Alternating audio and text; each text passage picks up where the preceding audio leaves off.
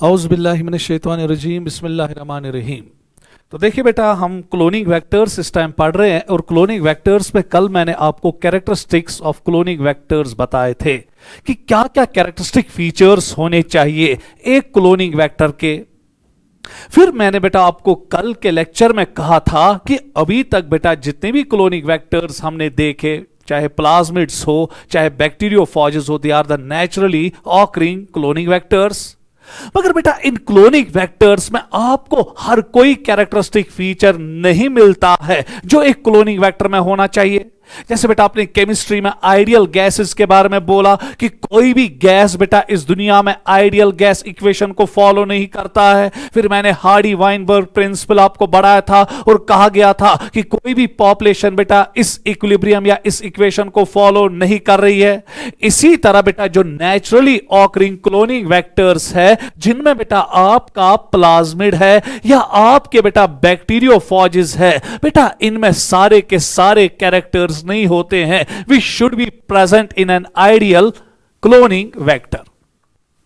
तो फिर क्वेश्चन उठेगा, सर फिर हम क्या करेंगे अगर इन नेचुरली ऑकरिंग क्लोनिंग वेक्टर्स में सारे के सारे कैरेक्टरिस्टिक फीचर्स नहीं है, ये आइडियल नहीं है, तो फिर हम क्या करेंगे। तो इसीलिए बेटा जो साइंटिस्ट है आजकल के जमाने में वो आर्टिफिशियली बेटा क्लोनिंग वेक्टर्स सिंथेसाइज करते हैं।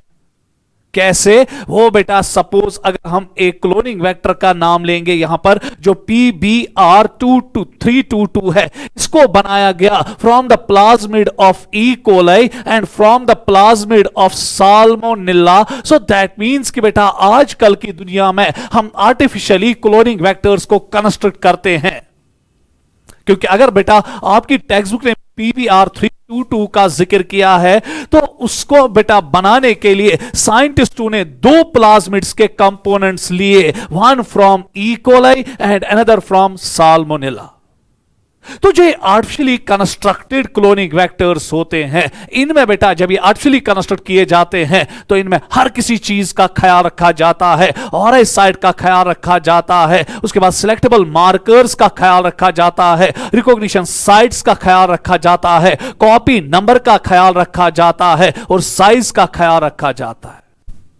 तो आप इस पॉइंट को अगर आप यहां पर नीचे देखेंगे, in order to meet all the requirements of ideal cloning vectors, scientists artificially designed cloning vectors specially plasmids like PBr322, PBr327 and PUC8।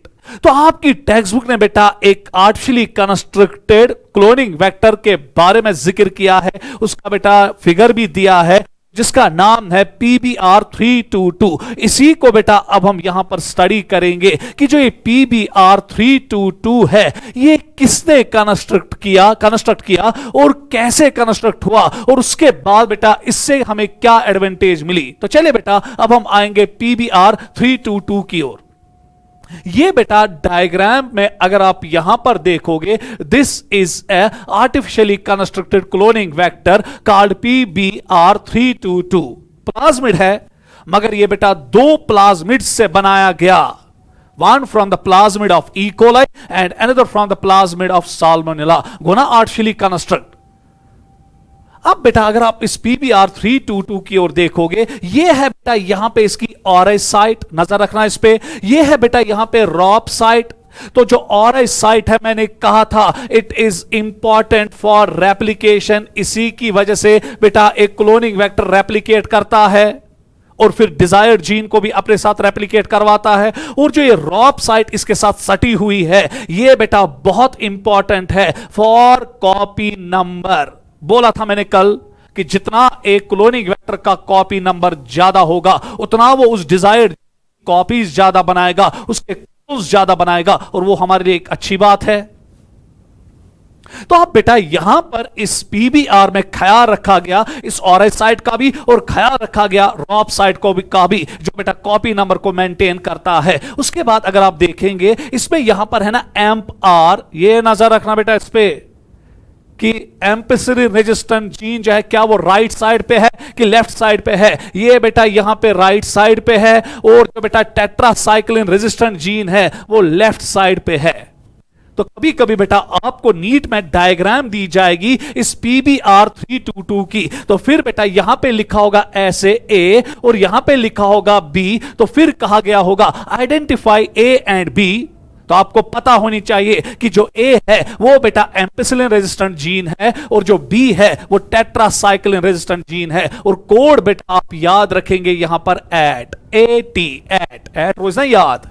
तो पहले A है ना, सो राइट साइड पे A है और लेफ्ट साइड पे T है। A represents ampicillin resistant gene और T represents tetracycline resistant gene. ये आप बेटा खुदा के लिए याद रखेंगे। मेरी गट फीलिंग है कि ऐसा क्वेश्चन आ सकता है। उसके बाद बेटा अब यहां पर आपने देखा कि जो ये एंटीबायोटिक रेजिस्टेंट जीन्स यहां पर है, they act as selectable markers. और आपको मैंने कल कहा था कि सिलेक्टेबल मार्कर्स बहुत इंपॉर्टेंट होते हैं ये देखने के लिए क्या ये डिजायर्ड जीन इस क्लोनिंग वेक्टर में इंसर्ट हुआ भी है कि नहीं, क्या ये रिकम्बिनेंट बना है कि नहीं, जो मैंने कल बोला था। उसके बाद आप इसको बेटा एक होस्ट सेल में ले जाते हो, तो फिर इससे हमें पता चलता है क्या ये होस्ट सेल ट्रांसफॉर्मेंट है कि नॉन ट्रांसफॉर्मेंट है, जो मैंने कल आपको सब कुछ बोला था। So this is the importance of the selectable markers. उसके बाद अगर आप देखेंगे बेटा यहां पर यह है PVU सेकेंड, यह है SAL1, यह है BAM-H1, यह है हिंद थर्ड, यह है CLA1, यह है ICOR1, यह है PVU1 और यह PST1। तो these are the recognition sites. और मैंने कल के लेक्चर में आपको कहा था कि क्लोनिक वेक्टर में रिकॉग्निशन साइट्स होनी चाहिए, मगर एक रेस्ट्रिक्शन एंजाइम के लिए खाली एक ही शाबाश क्लोनिंग साइट होनी चाहिए। याद आया? तो आप बेटा यहां पे आपने देखा कि क्लोनिंग साइट्स भी इसमें है। उसके बाद बेटा इसका कॉपी नंबर जो होता है, जो मैं आगे दिखाऊंगा, वो 15 है। दैट मींस कि बेटा जब आप इस PBR322 को होस्ट सेल में ट्रांसफर करोगे, ये वहां पे अपनी 15 कॉपीज बनाएगा। सो कॉपी नंबर भी ठीक ठाक है ना। So that means कि बेटा अब इसमें हर कोई आइडियल फीचर है जो एक क्लोनिंग वेक्टर के लिए होना चाहिए। तो इसलिए बेटा आजकल की दुनिया में जो साइंटिस्ट है वो बेटा आर्टिफिशियली क्लोनिंग वेक्टर्स को कंस्ट्रक्ट कर देते हैं। कैसे? वो बेटा डिफरेंट सोर्सेज से शाबाश वो कंपोनेंट्स लाते हैं जो आइडियल क्लोनिंग वेक्टर में होने चाहिए, और फिर एक क्लोनिंग वेक्टर को डिजाइन किया जाता है। तो मोस्टली प्लाज्मिड्स ही होते हैं, आर्टिफिशियली सिंथेसाइज किए जाते हैं। तो चलिए बेटा अब हम देखेंगे कि इस PBR322 के लिए हमें क्या याद रखना पड़ेगा। ये P क्या है, ये B क्या है, ये R क्या है, ये 322 क्या है। तो आप बेटा यहां की ओर देखिएगा। It was created in 1977 in the laboratory of Herbert Boyer. Herbert Boyer जो है बोला था बेटा बहुत बड़ा बेटा बायोटेक्नोलॉजिस्ट माना जाता है, जेनेटिक इंजीनियरिंग माना जाता है। उसी के एजाज में बेटा एक लैब है अमेरिका में, कैलिफोर्निया में, जिसको हम हर्बर्ट बॉयर यूनिवर्सिटी कहते हैं। और वहीं पे दो साइंटिस्टों ने बेटा इसको आर्टिफिशियली डिजाइन किया। एक का नाम था बॉलिवर और दूसरे का नाम था रॉड्रिग्यूज। तो इसीलिए बेटा अगर आप देखेंगे P for plasmid, B for Bolivar and R for Rodriguez. अब बेटा उसके बाद अब हम देखेंगे नेक्स्ट पॉइंट पे, P indicates that it is the plasmid. Plasmid ही है, सर्कुलर डीएनए लेकर चल रहा है, प्लाज्मिड है। उसके बाद बेटा BR इंडिकेट्स बॉलिवर एंड रॉड्रिग्यूज जिन्होंने इसको बनाया। वाइल एज 322, ये 322 क्या है, distinguishes it from other plasmids produced in the same laboratory. तो ये बेटा 322 एक्चुअली नंबर दिया जाता है, लैब नंबर दिया जाता है जिस लैब में बेटा इसको सिंथेसाइज किया गया आर्टिफिशियली। उसके बाद next PBR322 contains 4361 base pairs. याद रखने की कोई जरूरत नहीं है, कभी नहीं पूछा जाएगा। तो अगर हम बेटा इस आर्टिफिशियली बेटा आर्टिफिशियली सिंथेसाइज इस प्लाज्मिड की ओर देखेंगे, PBR322 की ओर देखेंगे, इसमें कुल मिला के कितने बेस पेयर्स होते हैं, 4361। हैविंग वन और साइट, वो आपने देखा। इसमें रॉब साइड भी है जो कॉपी नंबर बेटा शाबाश मेंटेन करता है। सिलेक्टेबल मार्कर्स भी है in the form of ampicillin resistant gene and tetracycline resistant genes. उसके बाद बेटा देयर आर 40 रिकॉग्निशन और क्लोनिंग साइट्स।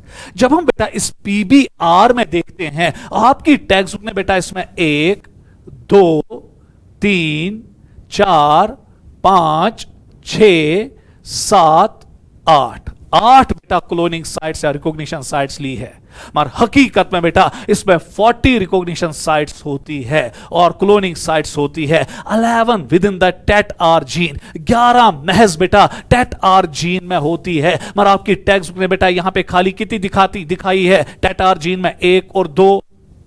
और उसके बाद अगर हम देखेंगे 6 within amp R gene, आपकी टेक्स्ट बुक ने बेटा इस एम्प आर जीन में 1 और 2 दिखाई है, नहीं तो इसमें कितनी होती है बेटा 6।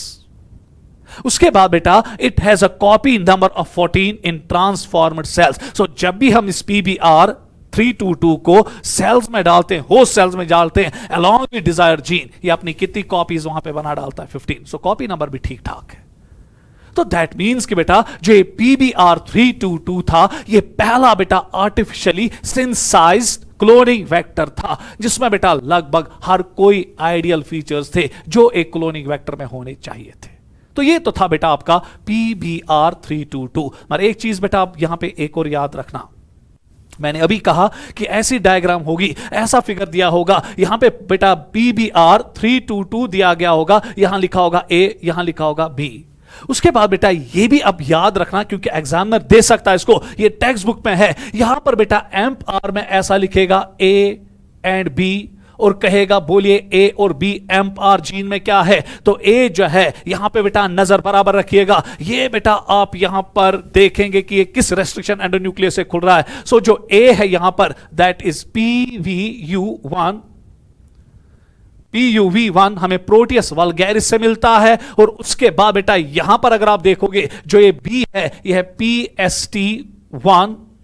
सो ये बेटा ऐसा रेस्ट्रिक्शन बेटा एंडोन्यूक्लियस है जो हमें एक बैक्टीरिया से जिसका नाम प्रोविडेंशिया स्टुर्टाई है वहां से हासिल होता है।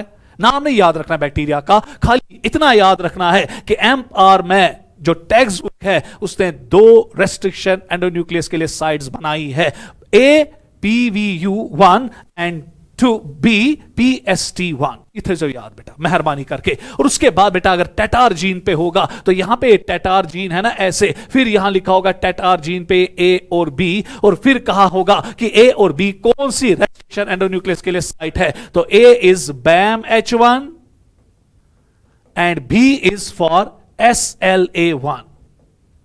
ये बेटा आप याद रखेंगे प्लीज। तो चले बेटा next, different types of cloning vectors. अब बेटा अगर हम देखेंगे कि कौन कौन से क्लोनिंग वेक्टर्स आमतौर हम इस्तेमाल करते हैं जेनेटिक इंजीनियरिंग में। अभी आपने देखा कि हम आर्टिफिशियली बेटा प्लाज्मिड्स को इस्तेमाल करते हैं, आर्टिफिशियली सिंथेसाइज्ड प्लाज्मिड्स को।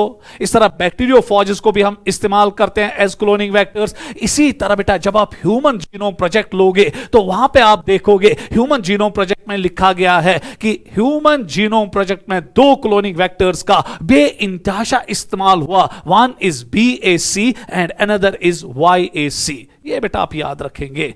सो आपकी टेक्स्ट बुक ने बेटा जब क्लोनिंग वेक्टर्स का जिक्र किया है उसने वहां पे प्लाज्मिड्स का जिक्र किया है, बैक्टीरियोफॉजेस का जिक्र किया है। और उसके बाद जब आप ह्यूमन जीनोम प्रोजेक्ट पढ़ेंगे वहां पे आपकी ने बेटा 2 क्लोनिंग वेक्टर्स का जिक्र किया है, BAC एंड YAC। BAC का फुल फॉर्म आप याद रखेंगे बैक्टीरियल आर्टिफिशियल क्रोमोसोम, और YAC का भी आप फुल फॉर्म याद रखेंगे यीस्ट आर्टिफिशियल क्रोमोसोम।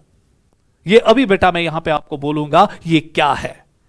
अब देखना सबसे पहले कि प्लाज्मिड्स में बेटा अब आपको क्या क्या याद रखना पड़ेगा। तो सबसे पहला, इसको पहली बार बेटा हेज और लिडरबर्ग ने डिस्कवर किया। तो जो बेटा आपका यहां पर प्लाज्मिड है इसको डिस्कवर किया पहली बार विलियम हेज ने और जोसो लिडरबर्ग ने, कब 1952। ये पॉइंट तो आसान है।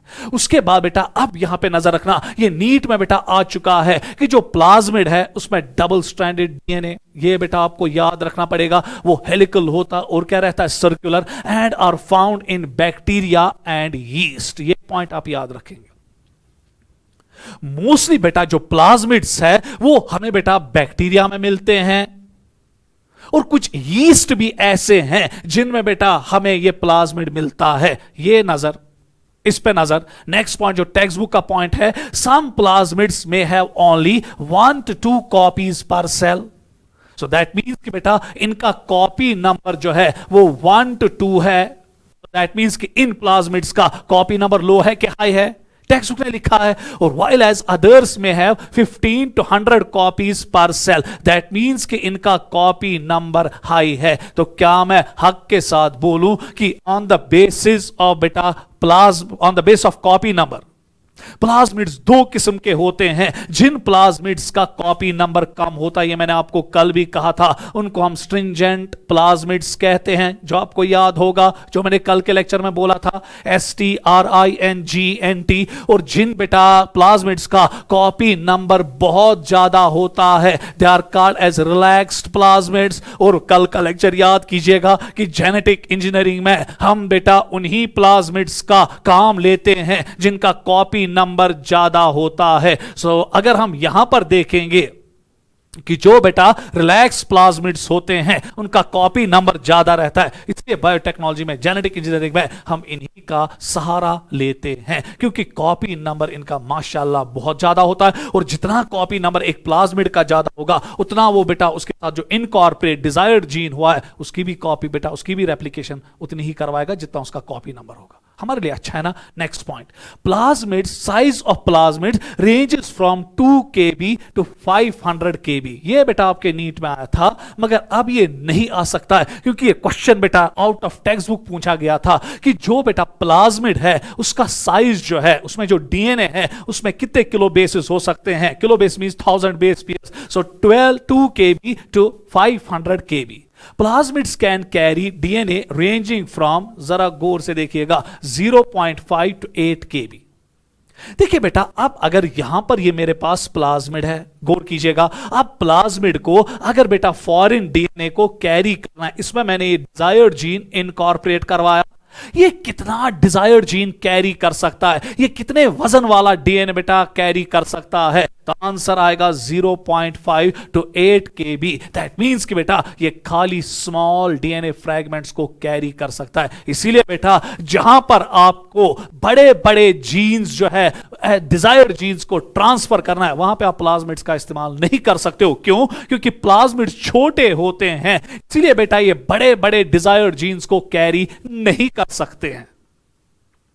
तो इसीलिए ये प्लाज्मिड वहीं पे क्लोनिंग वेक्टर का काम करता है जहां पर ये डिजायर्ड जीन शॉर्ट सेगमेंट का होगा, शॉर्ट फ्रैगमेंट का होगा। तो इसीलिए बेटा हम इन क्लोनिंग वेक्टर्स को, स्पेशली प्लाज्मिड्स को, खाली तब इस्तेमाल करते हैं जब हमें स्मॉल फ्रैगमेंट्स ऑफ डीएनए को कैरी करना होता है। Next, their size is small and can easily enter into the host cell. ये इनकी एडवांटेज है, प्लाज्मिड का साइज छोटा होता है, इसलिए बेटा जब हम जेनेटिक इंजीनियरिंग के जरिए एक क्लोनिंग वेक्टर को ट्रांसफर करना चाहते हैं इनटू द होस्ट सेल, तो ये इजिली चले जाते हैं, क्योंकि इनका साइज क्या रहता है, छोटा। सो ये बेटा प्लाज्मिड में याद रखेंगे, बाकी कुछ नहीं याद रखना है, क्योंकि अब मैं बेटा इसको बहुत ज्यादा कट शॉर्ट कर रहा हूं, only for entrance point of view. अभी तक मैं थोड़ा बहुत इसके 3 लेक्चर्स पहले मैंने बड़े पढ़ाए ताकि बेटा आपको कॉन्सेप्ट्स क्लियर हो जाए, मगर फिर बच्चों ने बेटा मुझे कहा कि नहीं सर अब उसको स्कीज करो, तो मैं बहुत ज्यादा स्कीज कर रहा हूं, वही पढ़ा रहा हूं जो आपके बेटा नीट में आएगा। नेक्स्ट इज बैक्टीरियोफॉजेस, क्योंकि इसका भी जिक्र आपके टेक्स्ट बुक ने किया है। देखिए बेटा प्लाज्मिड्स के पास हमारे पास एक और चॉइस है, दैट इज बैक्टीरियोफॉजेस। इनको भी हम इस्तेमाल कर सकते हैं एज क्लोनिंग वेक्टर, क्योंकि बैक्टीरियोफॉजेस में एक ब्यूटी है, जरा गौर से देखिएगा। सपोज अब यहां पर एक बैक्टीरिया है, क्योंकि आपको पता है bacteria phages are actually viruses that infects the bacteria.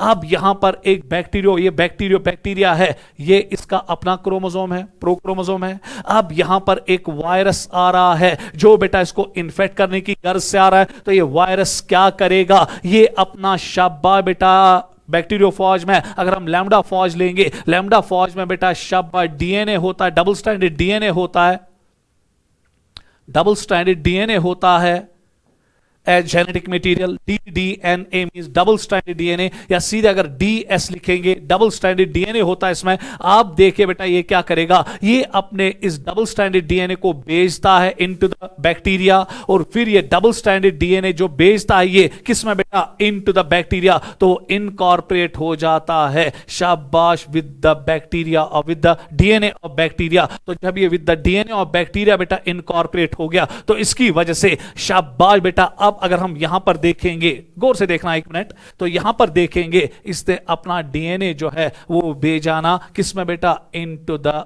Bacteria. तो इसकी वजह से ये बैक्टीरियल डीएनए में इसका डीएनए इनकॉर्पोरेट हो गया कि नहीं?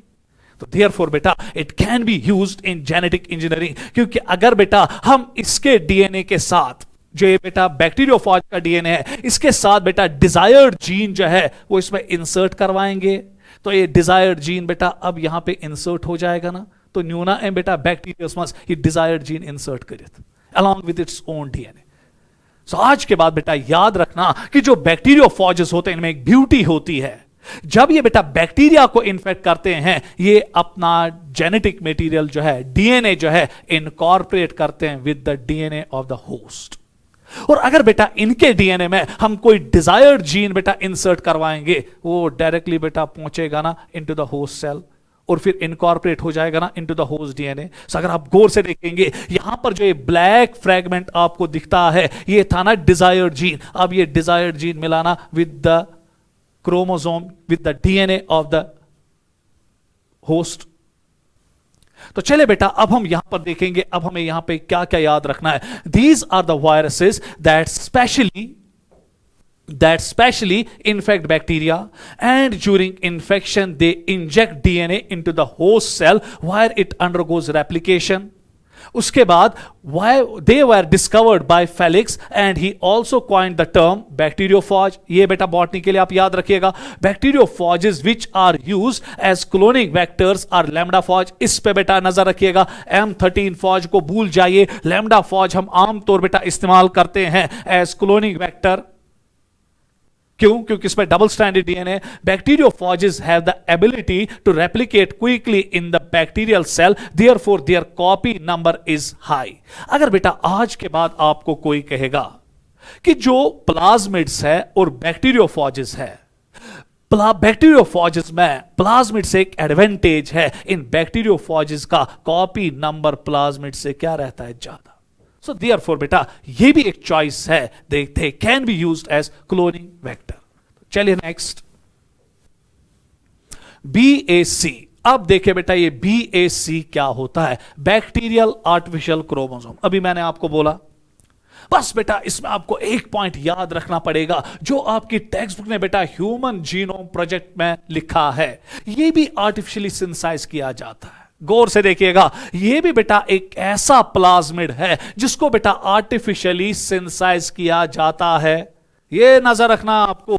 मगर इसमें एक एडवांटेज होती है इस BAC में, यह बेटा बहुत बड़ा होता है और यह बड़े बड़े फ्रैगमेंट्स ऑफ डीएनए को कैरी करता है। तो आज के बाद बेटा अगर आपको कोई कहेगा कि क्यों BAC को बनाया गया, ये इसलिए बनाया गया क्योंकि जब बेटा ह्यूमन जीनोम प्रोजेक्ट चल रहा था वहां पर बेटा जो बड़े बड़े जीन्स ह्यूमन बींग्स के थे जिनके बेस पेयरिंग बहुत ज्यादा थे, जो बड़े बड़े जीन्स थे बहुत बड़े किलो बेसिस लेकर चलते थे, उनको बेटा हम नॉर्मल प्लाज्मिड्स में नहीं बेटा कैरी करवा सकते थे। तो इसलिए फिर साइंटिस्टों ने आर्टिफिशियली बेटा क्लोनिंग वेक्टर्स ऐसे बनाए जो बड़े बड़े जीन के फ्रैगमेंट्स को बेटा ट्रांसपोर्ट कर सकते हैं, कैरी कर सकते हैं, और BAC तो वही है। इसीलिए बेटा फिर इस BAC का इस्तेमाल हुआ in the human genome project to study the genes जिनका साइज बेटा बड़ा है। तो यही तो यहां पे लिखा है, BAC is a DNA construct from the F1 plasmid used for cloning gene in bacteria using E. coli।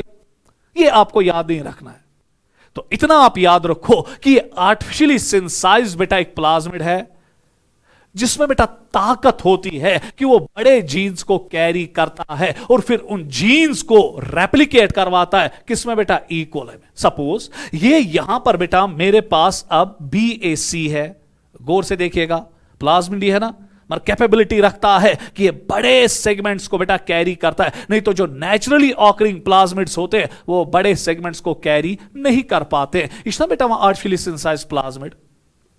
अब देखिए बेटा यहां पर ये BAC है, गौर से देखिएगा। उसके बाद बेटा अब यहां पर मेरे पास ये डिजायर्ड जीन है, लंबा है, और अगर हम देखेंगे इस डिजायर्ड जीन का अगर हम देखेंगे कितने बेस किलो बेसिस है, ये बेटा 50 to 300 किलो बेसिस है, दैट मींस बड़ा फ्रैगमेंट है। अब हम क्या करते हैं, हम बेटा एंजाइम्स के जरिए अब इस जीन को या इस बड़े डीएनए फ्रेगमेंट को बीएससी में इनकॉर्पोरेट करवाते हैं। तो हुआ ना बेटा ये इनकॉर्पोरेट।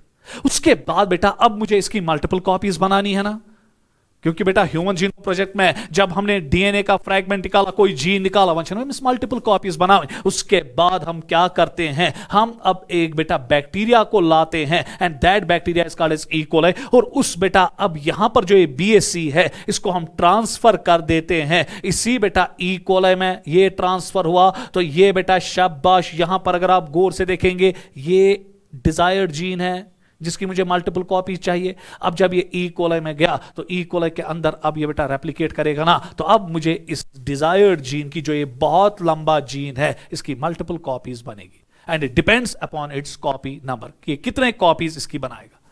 इसीलिए बेटा ह्यूमन जीनोम प्रोजेक्ट जब शुरू हुआ वहां पर बेटा दो मुसीबतें उठी। पहला मुसीबत यह था कि हम कैसे लंबे लंबे जीन्स को, क्योंकि इंसान में बड़े बड़े जीन्स होते हैं जिनका बहुत ज्यादा किलो बेस पेयर्स होते हैं, तो अब बेटा इन जीन्स को कैसे हम कैरी करवाए और उसके बाद कैसे हम इनकी मल्टीपल कॉपीज बनाए। तो उसके लिए बेटा पहले बीएससी लाया गया, आर्टिफिशियली सिंथेसाइज किया गया, और उसके बाद बेटा इन बड़े जीन फ्रैगमेंट्स को बेटा शाबाश किसके साथ जोड़ा गया, बीएससी। फिर बेटा इस रिकम्बेंट डीएनए को भेजा गया किसमें, ई कोलाई में, जहां पर हमें इस जीन की मल्टीपल कॉपीज बनी। अगर बीएससी नहीं होता तो बड़े बड़े को कैरी नहीं कर पाते, और अगर ये बीएससी नहीं होता फिर हम ई कोलाई में इन बड़े बड़े जीन्स की मल्टीपल कॉपीज नहीं बनाने में कामयाब हो जाते। तो दिस इज द फंडा जो आपको याद रखना पड़ेगा। They can carry DNA fragments ranging from 50 to 300 kb। अगर बेटा नेचुरल प्लाज्मिड्स नैनो गाड़ी है, नैनो गाड़ी, तो जो बेटा ये आपका बीएससी है, आर्टिफिशियली सिंथेसाइज प्लाज्मिड्स है, ये ट्रक है, ये बड़े बड़े जीन्स को कैरी कर सकती है। जबकि जो नेचुरली ऑकरिंग प्लाज्मिड्स है वो नैनो है, अगर उसमें 5 बंदे बैठेंगे तो वो बैठ जाएगी, वो आगे नहीं बढ़ पाएगी। उसके बाद बेटा next, they are used for cloning long genes specially of human beings. Therefore, they were used in Human Genome Project to study sequence of human genes. इस पे नजर रखना बेटा। Next, YAC yeast artificial chromosome, आपकी text book में इसको लिखा है, नजर रखिएगा बेटा। क्या बना इस yeast artificial chromosome, क्योंकि बेटा यहां पे हम क्या करते हैं कि जो ये बेटा yeast artificial chromosome है ये बेटा बड़े जीन्स को कैरी कर सकता है, जो बीएससी नहीं कर सकता है वो ये कैरी कर सकता है। सपोज बेटा इंसान में कुछ जीन्स एक्स्ट्रा बहुत बड़े होते हैं, जिसमें एक जीन है जो आपने जेनेटिक्स में पढ़ा है, डिस्ट्रोफिन जीन, जो एक्स क्रोमोसोम पे होता है, बहुत ही बेटा लंबा होता है, लगभग बेटा ये 2500 किलो बेसिस का होता है। तो बीएससी बेटा इसको कैरी नहीं कर सकता है, क्योंकि बीएससी का जो कैरी करने की ताकत है वो इतनी नहीं है। तो इसलिए फिर साइंटिस्टों ने क्या किया, उन्होंने एक और आर्टिफिशियली डिजाइंड प्लाज्मिड बनाया and that is called as YAC। ये भी बेटा प्लाज्मिड है, आर्टिफिशियली डिजाइंड किया गया है, मगर इसकी कैरिंग कैपेसिटी बीएससी से ज्यादा है। सागर बेटा नेचुरल प्लाज्मिड्स नैनो है, BAC ट्रक है, तो ये बेटा YAC ट्रेन है, बहुत ज्यादा वजन उठाने की सलाहियत रखती है। अब देखना यह है कि जो ये YAC है, क्या बना यीस्ट, ये बेटा जो YAC है इनको हम शटल वेक्टर्स कहते हैं। बेटा यहां नजर रखिएगा, इस पॉइंट पे नजर रखिएगा, इनको हम शटल वेक्टर्स का भी नाम देते हैं। अब क्वेश्चन ये उठता है शटल वेक्टर क्या होता है। शटल वेक्टर वो वेक्टर होता है जो बेटा रेप्लिकेट कर सकता है प्रोकैरियोटिक सेल में भी और यूकैरियोटिक सेल में। अगर हम बेटा अभी तक देखेंगे जो आपने पढ़ा, आपने पहले प्लाज्मिड के बारे में पढ़ा, उसके बाद बेटा आपने बैक्टीरियोफॉजेस के बारे में पढ़ा जो हमें नेचुरली मिलते हैं, उसके बाद बेटा आपने BAC के बारे में पढ़ा जो हम आर्टिफिशियली सिंथेसाइज करते हैं, तो आप बेटा YAC के बारे में पढ़ रहे हैं। जो बेटा आपका प्लाज्मिड है, आपका बैक्टीरियोफॉज है, आपका BAC है, अल्लाह की कसम, अल्लाह की कसम, ये खाली बेटा रेप्लिकेट कर सकते हैं प्रोकैरियोटिक सेल में। ये बेटा यूकैरियोटिक सेल में रेप्लिकेट नहीं कर सकते हैं, क्योंकि जो बेटा इसकी ऑरस साइट होती है प्लाज्मिड की, नेचुरली ऑकरिंग प्लाज्मिड की, बैक्टीरियोफॉज की जो बेटा बैक्टीरियोफॉज की जो ऑरस साइट होती है और जो BAC की ऑरस साइट होती है, वो इसको रेप्लिकेट करवा सकती है खाली खाली खाली प्रोकैरियोटिक सेल में। तो इसीलिए बेटा अगर आप एक डिजायर्ड जीन को लेना है प्रोकैरियोटिक सेल में, वहां पे उसको मल्टीप्लाई करवाना है, you can use plasmid, you can use bacteriophage, you can use BAC। मगर बेटा कभी कभी आपको डिजायर्ड जीन को यूकैरियोटिक सेल में लेना है, प्लांट सेल में लेना है, एनिमल सेल में लेना है। सो त्समा हेक्कयम क्लोनिंग वेक्टर इस्तेमाल करित। क्यों? क्योंकि ये क्लोनिंग वेक्टर्स ऐसे हैं जिनमें ऑरा साइट जो है वो स्पेसिफिकली रेप्लिकेशन करवाती है खाली प्रोकैरियोटिक सेल में। सो अब आपके पास कोई ऐसा क्लोनिंग वेक्टर होना चाहिए ना जो बेटा प्रोकैरियोट में भी रेप्लिकेट कर सकता है डिजायर्ड जीन को और यूकैरियोटिक सेल में भी रेप्लिकेट करवा सकता है। तो इसी के मंजर में एक क्लोनिंग वेक्टर डिजाइन हुआ and that is called as YAC। क्योंकि YAC के पास यहां पर आपके सामने YAC है, इस YAC के पास दो साइट्स होती है, दो और साइट्स होती है। यहां पे मैं थोड़ा बहुत बड़ा बनाऊंगा, ये एक और साइट है एंड दिस और site is meant for prokaryotes, और यहां पर एक और साइट है एंड दिस और site is meant for eukaryotes. तो क्या मैं हक के साथ बोलूं, जो YAC होते हैं इनमें दो किस्म की और साइट होती है, जबकि naturally occurring plasmids, naturally occurring bacteriophages and artificially synthesized BACs, इनमें बेटा खाली और साइट होती है फॉर प्रोकैरियोट्स, इसलिए खाली प्रोकैरियोट्स में मल्टीप्लाई करते हैं। मगर जो आपका YAC है इसमें बेटा आर्टिफिशियली ऐसा इसको बनाया गया कि इसमें दो किस्म की और साइट्स लाई गई। एक वो और साइट जो इसको प्रोकैरियोटिक सेल में मल्टीप्लाई करवाएगी और दूसरी वो और साइट इसमें आर्टिफिशियली लाई गई जो बेटा इसको यूकैरियोटिक सेल में मल्टीप्लाई करवाएगी। सो आया ना बेटा 2 in 1। सो अगर आप YAC को किसी प्रोकैरियोटिक सेल में डालोगे along with desired gene, multiply करेगा क्योंकि वहां पे इस्तेमाल करेगा और साइट ऑफ प्रोकैरियोट्स की। और अगर आप इसको किसी यूकैरियोटिक सेल में मल्टीप्लाई करवाओगे, बहुत आसान, तो वहां पर बेटा अब ये इस और साइट को इस्तेमाल करेगा जो इसके यूकैरियोट्स के लिए। सो आज के बाद में याद रखना, जब कोई क्लोनिंग वेक्टर सलाहियत रखता है वो प्रोकैरियोटिक सेल में भी मल्टीप्लाई कर सकता है और यूकैरियोटिक सेल में भी मल्टीप्लाई कर सकता है, क्योंकि उसमें बेटा प्रोकैरियोट के लिए भी और साइट होती है और यूकैरियोट के लिए भी और साइट होती है। So such cloning vectors are called as shuttle vectors and YAC is the classical example of shuttle vectors. यही वजह है कि जो ये YAC है इसमें बड़े बड़े जीन्स को बेटा ट्रांसपोर्ट करना था ना, मगर बड़े जीन्स जो है जब आप उनको प्रोकैरियोट में ले जाओगे वो वहां पे बेटा रेप्लिकेशन नहीं करेगा, इसीलिए बेटा YAC बनाए गए। और फिर जब YAC के साथ बड़े बड़े जीन्स इनकॉर्पोरेट हो गए, जैसे डिस्ट्रोपिन जीन इनकॉर्पोरेट हुआ, फिर उसके बाद उसकी मल्टीपल कॉपीज बनाई गई ना, तो इसकी मल्टीपल कॉपीज बेटा यीस्ट में बनाई गई and yeast is a eukaryotic cell. तवई पे वत नाम yeast artificial chromosome। तो चले बेटा डिस्क्रिप्शन में भी यही लिखा होगा। YAC is a human engineered DNA molecule used to clone long DNA sequences ranging from ये नजर 1000 to 2500 kb in yeast cells. वहां पे कहां करते थे? E. coli में। यहां पे कहां कर रहे हैं? यीस्ट सेल में। तो क्या मैं हक के साथ बोलूं, ह्यूमन जीन्स दो सेल्स में क्लोन हुए, E. coli में with the help of BAC and yeast में with the help of YAC। फिर जब याद, उसके बाद बेटा they were extensively used for cloning and sequencing human genes in human genome project. उसके बाद YAC are plasmids having shuttle vector capability of replicating in both bacterial host such as E. coli as well as in yeast। ये तो मैंने अभी आपको बोला shuttle vector है। तो चले बेटा next, vectors for cloning genes in plants and animals. सीधे बेटा आपकी टेक्स्ट बुक में ये लिखा है सीधे। आप बेटा अगर आपके पास प्लांट सेल है, गौर से देखिएगा, ये प्लांट सेल है। पहले मैं यहां पर बेटा इसको बोर्ड स्क्रीन पे लाऊंगा ताकि बेटा आपको एक कंसेप्ट अब अच्छी तरह से आए, क्योंकि आपकी टेक्स्ट बुक में इस पे पूरा आधा पेज लिखा है vectors used for plants and animals. Suppose बेटा यहां पर मेरे पास एक प्लांट सेल है, नजर रखिएगा ये सेल वॉल है, ये बेटा अब यहां पर इसका प्लाज्मा मेम्ब्रेन है, गौर से देखिएगा, और ये इसका न्यूक्लियस यहां पर है, और ये न्यूक्लियस के अंदर बेटा यहां पे क्रोमोसोम्स है जो आपको बेटा पता है, these are the chromosomes. Now this cell is plant cell. अब नजर रखिएगा यहां पर बेटा अब मेरे पास एक बैक्टीरिया है and that bacteria is called as bacillus thuringiensis।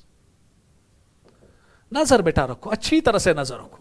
और इसी बैसिलस thuringiensis में एक जीन है and that gene is called as cry gene. और इसी क्राई जीन को या बीटी जीन को मुझे अब ट्रांसफर करना है इस प्लांट सेल में, ताकि जो ये प्लांट सेल है ये रेजिस्ट हो जाए अगेंस्ट द इंसेक्ट्स, ताकि ये प्लांट सेल अब एक टॉक्सिन बनाना शुरू करे and that's called as BT toxin. अब क्वेश्चन उठा कि जब मैं इस क्राई जीन को आइसोलेट करूंगा, ये मैंने क्राई जीन बाहर निकाला, कैसे निकाला? पहले मैं एंजाइम्स का इस्तेमाल करूंगा बेटा, प्रोटीएसिस का, राइबोन्यूक्लियसिस का, रेस्ट्रिक्शन एंडोन्यूक्लियसिस का, फिर जीन अलग निकला। अब जब ये क्राई जीन अलग निकला, अब मुझे बेटा इसको इंट्रोड्यूस करना है ना किसमें? प्लांट सेल में। बेटा इंट्रोड्यूस तब तक तो नहीं होगा जब तक क्लोनिंग वेक्टर नहीं होगा, क्योंकि जब ये क्राई जीन हम देखते हैं आत्मस्पन और साइटकिन, तो इसलिए मुझे क्लोनिंग वेक्टर चाहिए। तो आज के बाद बेटा याद रखना सारे बच्चे कि जब भी हमें बेटा प्लांट सेल में किसी भी जीन को, डिजायर्ड जीन को ट्रांसफर करना है, वहां पर हम जिस क्लोनिंग वेक्टर का इस्तेमाल करते हैं, प्लीज बेटा नजर रखिएगा, that is called as Ti plasmid. Ti plasmid. ये टाई क्या है? TI क्या है? It is actually T for tumour, नजर रखिएगा, I फॉर इंड्यूसिंग प्लाज्मिड। गौर से बेटा यहां पर देखना। तो आज के बाद बेटा सारे बच्चे याद रखना, जब भी आपको बेटा क्लोनिंग वेक्टर चाहिए ताकि आप डिजायर्ड जीन को प्लांट सेल में बेटा शाबाश क्या करें? Introduce. You have one choice. आप बेटा टाई प्लाज्मिड को इस्तेमाल करोगे, और जो टाई प्लाज्मिड है ये आपको बेटा एक बैक्टीरिया से मिलता है and that bacteria is called as agrobacterium tumefaciens. बेटा ये याद रखिएगा, यहां पे नीट का ढेर सारा इंपॉर्टेंट पॉइंट आ रहा है, इसलिए मैं यहां पे अब आहिस्ता आहिस्ता जाऊंगा। तो एक नेचुरली सॉइल ऑकरिंग बैक्टीरिया है, ये पैथोजन है प्लांट्स का। ये डाइकॉट प्लांट्स में एक डिजीज करता है, that's called crown gall disease, जो मैं अभी आपको डिस्क्रिप्शन में बोलूंगा। जो ये एग्रोबैक्टीरियम ट्यूमिफेशियंस होता है, इसके बेटा साइटोप्लाज्म में आपको एक प्लाज्मिड मिलता है and that plasmid is called as TI plasmid, tumour inducing plasmid. और इसी टाई प्लाज्मिड को हम इस्तेमाल करते हैं as cloning vector for transfer of desired gene into the plant cell. Sir अब जो ये टाई प्लाज्मिड है, इसमें ऐसा क्या है कि हमारे पास ये पहली चॉइस रहती है as cloning vector in for plants? इसमें ऐसा क्या है? देखिए बेटा इसमें क्या है, इसमें जो ये टाई प्लाज्मिड है, गौर से देखिएगा बेटा, ये टाई प्लाज्मिड क्या करता है? ट्यूमर इंड्यूसिंग प्लाज्मिड जब ये प्लांट सेल में जाता है, गौर से देखिएगा बेटा, जब ये टाई प्लाज्मिड बेटा, क्योंकि ये बैक्टीरिया है, ये नेचुरली बेटा प्लांट सेल्स को इन्फेक्ट करता है, स्पेशली ये डाइकॉट प्लांट्स को इन्फेक्ट करता है और उनको एक डिजीज करता है and that disease is called as crown gall disease.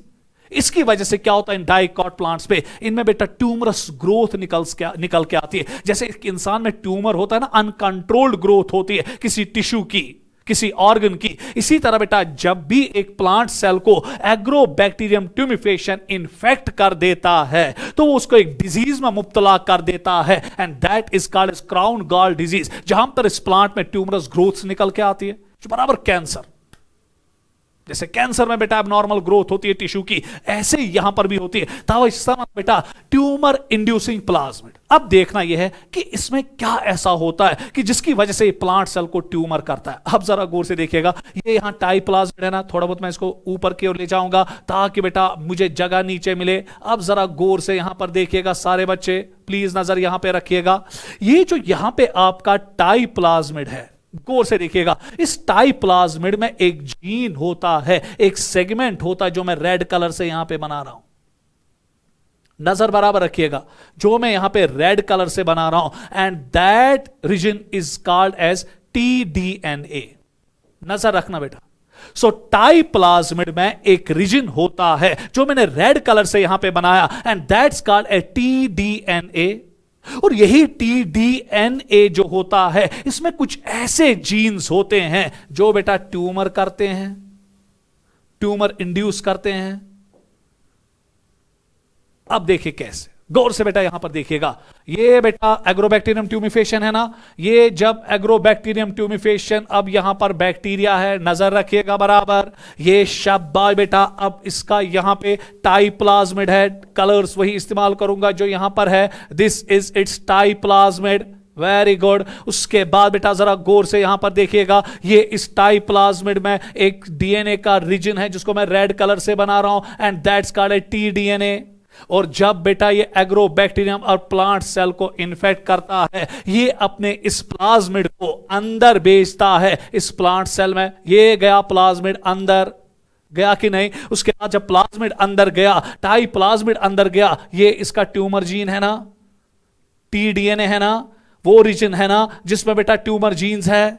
उसके बाद अब देखे खेल क्या होगा, ये बेटा इस टीडीएनए की, जो ये टीडीएनए है, इसकी रेप्लिकेशन करता है, करना रेप्लिकेशन एक क्या। तो जब इसकी रेप्लिकेशन करता है, फिर ये रेप्लिकेटेड टीडीएनए घुसता है न्यूक्लियस में और वहां इनकॉर्पोरेट होता है होस्ट के बेटा डीएनए में। गोना ही होस्ट किस डीएनए में, टीडीएनए इनकॉर्पोरेट। और जो ही होस्ट के डीएनए में, इस प्लांट सेल के डीएनए में ये टीडीएनए इनकॉर्पोरेट हुआ, तो अब इस सेल को ट्यूमर हो जाता है। सो क्या मैं हक के साथ बोलूं कि जेनेटिक इंजीनियरिंग जो है ये 1972 में वजूद में आई? क्योंकि मैंने कहा ना, न्यू बायोटेक्नोलॉजी का जो दौर था 1972 में बेटा ये शुरू हुआ, जहां पे बॉयर ने पहली बार जीन को ट्रांसफर किया from one cell to another और नींव डाली बायोटेक्नोलॉजी की। फिर पॉल बर्ग को बेटा फादर ऑफ जेनेटिक इंजीनियरिंग कहा गया, क्योंकि उसने भी बेटा जीन को ट्रांसफर किया। बेटा क्या कहोगे उस जेनेटिक इंजीनियर का जो ऊपर बैठा है? जब अल्लाह ने करोड़ों साल पहले दुनिया में एग्रोबैक्टीरियम ट्यूमिफेशन लाया, इसमें बराबर वही सलाहियत थी जो हम जेनेटिक इंजीनियरिंग में देखते हैं। ये एग्रोबैक्टीरियम ट्यूमिफेशन बहुत मोहतात तरीके से जब प्लांट को इन्फेक्ट करता है, ये अपना टाइप्लाज्मिड प्लांट में भेजता है। जो ही प्लांट सेल में टाइप्लाज्मिड जाता है, तो ये टाइप्लाज्मिड वहां पे अपने टीडीएनए की रेप्लिकेशन करता है। कोरोनाइकेशन है रेड बेटा, रेप्लिकेशन की, फिर ये बेटा रेप्लिकेटेड टीडीएनए होस्ट सेल के न्यूक्लियस में चला जाता है और वहां पर उसके बेटा क्रोमोसोम के साथ, उसके डीएनए के साथ इनकॉर्पोरेट होता है और अब इस सेल को कैंसर करता है। इसलिए बेटा एग्रोबैक्टीरियम ट्यूमिफेशन को हम कभी कभी एक नाम देते हैं नेचुरल जेनेटिक इंजीनियर, है ना बेटा? पाने सोरी करा, क्या कोई हमने एंजाइम का इस्तेमाल किया? नहीं, ये टेक्निक नेचुरली हो रही है ना। इस टेक्निक में नेचुरली ये अपना टीडीएनए जो है उसको रेप्लिकेट करवाता है और उस फिर रेप्लिकेटेड कॉपी को होस्ट के क्रोमोसोम के साथ जोड़ता है ना, जिसकी वजह से बेटा होस्ट सेल में अब एबनॉर्मल डिवीजन होता है, होस्ट सेल को ट्यूमर हो जाता है। अब साइंटिस्टों ने बेटा जब इस एग्रोबैक्टीरियम ट्यूमिफेशन को ढूंढ निकाला, उन्होंने सोचा ये तो हमारे लिए काम की चीज है। क्यों काम की चीज है? क्योंकि इसको अगर हम इस्तेमाल करेंगे, इस एग्रोबैक्टीरियम ट्यूमिफेशन के टाइप्लाज्मिड को इस्तेमाल करेंगे, इसकी वजह से हम अपना डिजायर्ड जीन ट्रांसफर कर सकते हैं। किसमें बेटा? Into the plant cell. मगर पंगा ये है कि अगर आप प्लांट सेल में बेटा टाइप्लाज्मिड को इस्तेमाल करोगे डायरेक्टली, प्लांट सेल को ट्यूमर होगा ना। हमें बेटा डिजायर्ड जीन पहुंचाना है, हमें प्लांट सेल को तो ट्यूमर नहीं करना है ना। हमारी टेक्निक गलत है ना।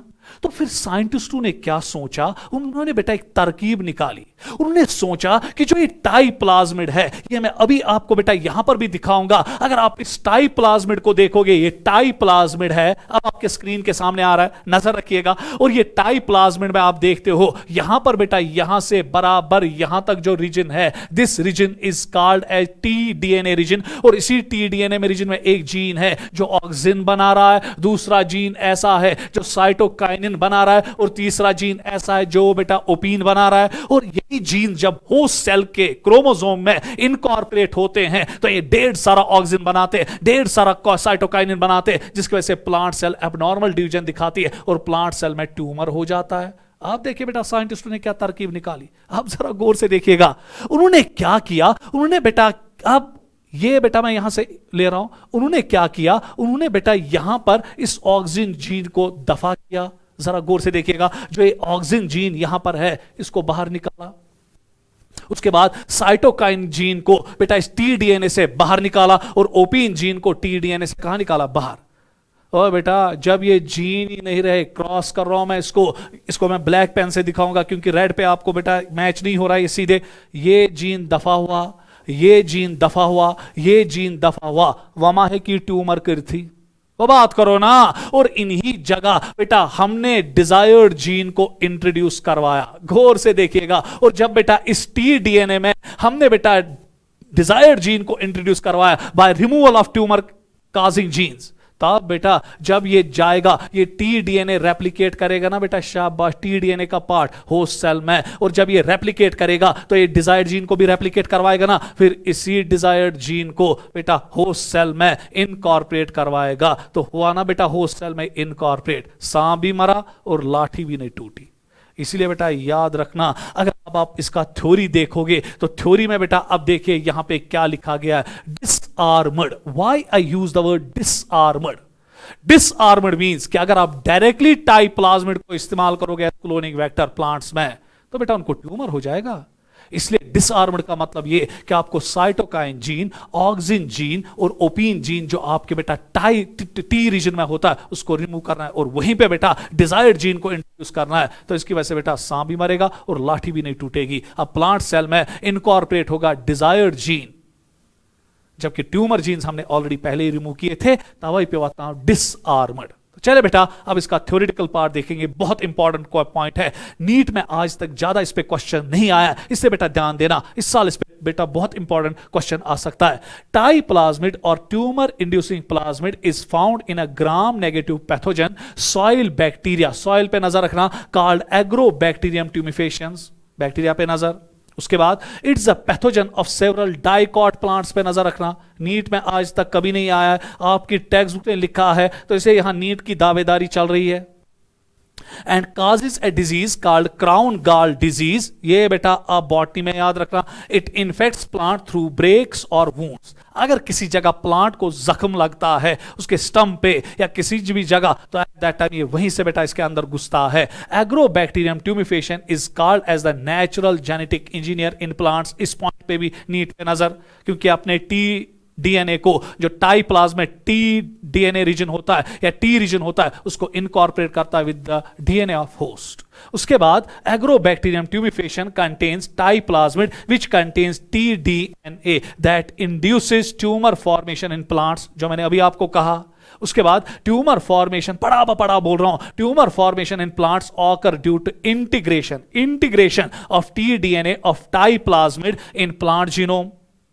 सो दैट मीन्स कि बेटा ये पूरा टाई प्लाज्मिड उसके साथ इनकॉर्पोरेट नहीं करता है, ये टाई प्लाज्मिड में जो टी डीएनए है उसकी रेप्लिका कॉपी बनाता है, फिर वही रेप्लिका कॉपी होस्ट सेल के, प्लांट सेल के डीएनए के साथ जुड़ जाता है। नेक्स्ट, बराबर नजर। Ti plasmid cannot be directly used as cloning vector, नहीं करोगे क्योंकि इसमें ट्यूमर जीन्स है, because of presence of large size and tumour inducing property. बस बेटा ये पॉइंट आप याद ही रखेंगे। उसके बाद the simplest way to exploit Ti plasmid is just inserting desired gene और DNA sequence into the T DNA after removal of genes which produces cytokinin, शाबाश, auxin, opine responsible for tumor induction. तवई पे वतनाव disarmed tie plasmid. Disarmed tie plasmid containing desired gene in agrobacterium tumefaction deliver and insert the desired gene into the genome of the plant cell. बस खत्म। उसके बाद बेटा अब यहां पर गौर से देखिएगा, अब नेक्स्ट है डिसआर्म्ड रेट्रोवायरसेस। गौर से बेटा यहां पर देखिएगा, बस यहां पर भी यही कहानी आपको याद रखनी है। अब अगर आपके पास यहां पे होस्ट सेल जो है वो एनिमल सेल है, बस बेटा एक्सपेक्ट क्वेश्चन फ्रॉम हियर, बहुत इंपॉर्टेंट है। अब आपके पास बेटा होस्ट सेल एनिमल सेल है, अभी तक कौन थी? Plant cell. तो आपने ढूंढ निकाला एक natural genetic engineer, that is बेटा एग्रोबैक्टीरियम ट्यूमिफेशन। अब अगर आपके पास एनिमल सेल है, यहां पर भी बेटा एक नेचुरली ऑकरिंग शाबाश बेटा जेनेटिक इंजीनियर है, एंड दैट इज रेट्रोवायरसेस। आपको पता है रेट्रोवायरसेस जो है इनमें बेटा शाबाश आरएनए होता है, याद है आपको, पढ़ा होगा एड्स में आपने, और फिर आपने देखा होगा इनमें एक ब्यूटी है, इनमें रिवर्स ट्रांसक्रिप्टेज एंजाइम रहता है जो इस सिंगल स्ट्रैंडेड आरएनए से डबल स्ट्रैंडेड डीएनए बनाता है, और फिर ये डबल स्ट्रैंडेड डीएनए जो है ये इनकॉर्पोरेट हो जाता है with the DNA of host cell. सुना बराबर था पॉइंट, एड्स तो पढ़ा है, एड्स में भी तो यही होता है कि जो एचआईवी वायरस है वो अपना आरएनए होस्ट सेल में भेजता है और फिर वो आरएनए रिवर्स ट्रांसक्रिप्टेज एंजाइम के जरिए डबल स्ट्रैंडेड डीएनए बनाता है, फिर वो डबल स्ट्रैंडेड डीएनए बेटा होस्ट के जीनोम में एंटर कर देता है, इंसर्ट होता है, जिसकी वजह से बेटा वो होस्ट सेल को अपना गुलाम बनाता है। फिर रेट्रोवायरसेस बेटा बनते रहते हैं, वायरल प्रोटीन्स बनते रहते हैं, वायरल कॉपीज आरएनए बनती रहती है। एक टाइम आता है कि सेल फट जाती है और उसी के साथ टी सेल जो है वो बर्बाद हो जाती है। पड़ा है सारा, इसे यहां ज्यादा टेंशन नहीं दूंगा। अब क्वेश्चन ये उठता है कि हमने इन रेट्रोवायरसेस को इस्तेमाल किया बेटा as cloning vector in animal cells, मगर आपको पता है अगर आप इनको डायरेक्टली इस्तेमाल करोगे, अगर आप इसके आरएनए को डायरेक्टली इस्तेमाल करोगे एज शाबाश बेटा क्लोनिंग वेक्टर, या बेटा ये कर रहे ना ताकि मल्टीप्लाई, और जब ये मल्टीप्लाई वहां पे करेंगे होस्ट सेल को ही खत्म करेंगे ना।